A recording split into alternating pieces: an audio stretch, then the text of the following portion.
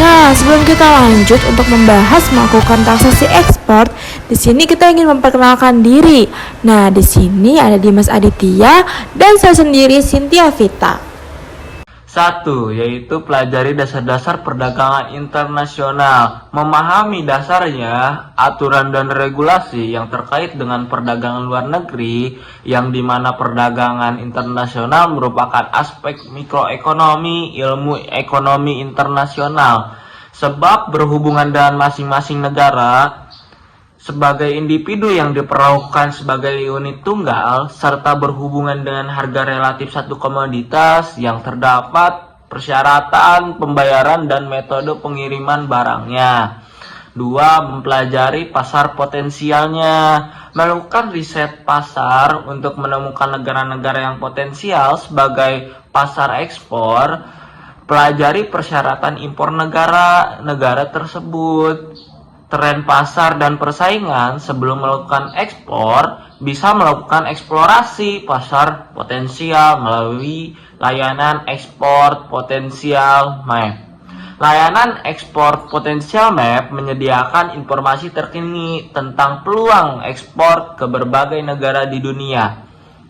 Beberapa info penting tentang parameter yang tersedia di layanan ITC adalah sebagai berikut, yaitu ada ekspor potensial untuk nilai potensi ekspor dari sebuah produk tertentu yang dihitung berdasarkan proyeksi pasokan dan permintaan dari negara tujuan ekspor.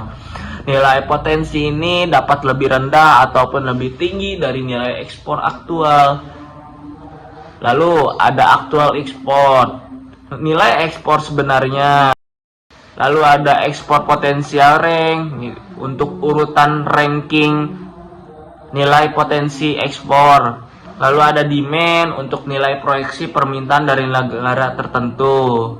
Lalu terakhir ada ease of trade, urutan ranking nilai kemudahan perdagangan antara negara eksportir dengan tujuan yang akan diproyeksikan menggunakan jarak geografis, kedekatan bahasa. Lalu 3. Kenali produk yang akan diekspor.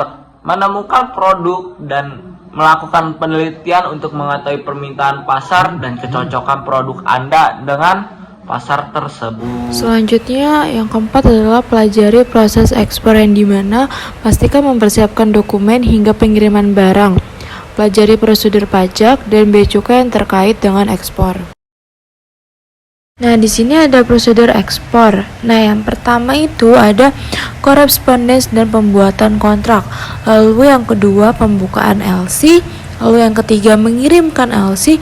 Yang keempat meneruskan LC ke eksportir. Nah, lalu eksportir ini menyiapkan barangnya di pengadaan atau produksi barang. Lalu pemesanan kapal, baik itu pelayaran maupun penerbangan. Lalu yang ketujuh pendaftaran dan flat muat PEB atau PEBT oleh Bea dan Cukai Pelabuhan Muat. Lalu ada pemuatan barang di pengapalan barang. Nah, selanjutnya langsung ke pelabuhan tujuan.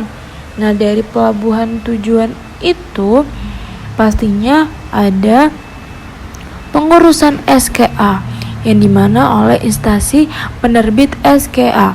Lalu ada negosiasi LC yang dimana ada koresponden atau receiving bank.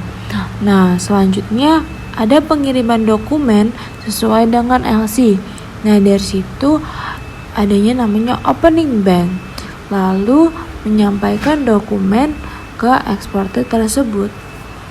Yang kelima, pastikan dapatkan sertifikat dan lisensi, di mana beberapa negara memerlukan sertifikasi dan lisensi khusus untuk produk tertentu yang akan diekspor.